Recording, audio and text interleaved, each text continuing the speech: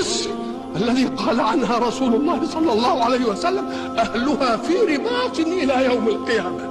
من يقول عن مصر أنها أمة كافرة؟ إذن فمن المسلمون؟ من المؤمنون؟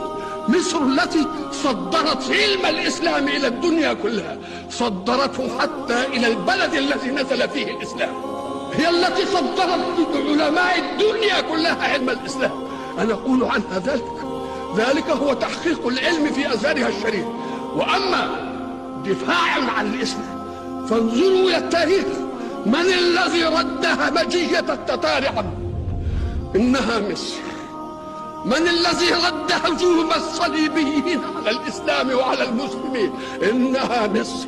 وستظل مصر دائما رغم أنف كل حاقد أو حاسد أو مستغل أو مستغل أو مدفوع من خصوم الإسلام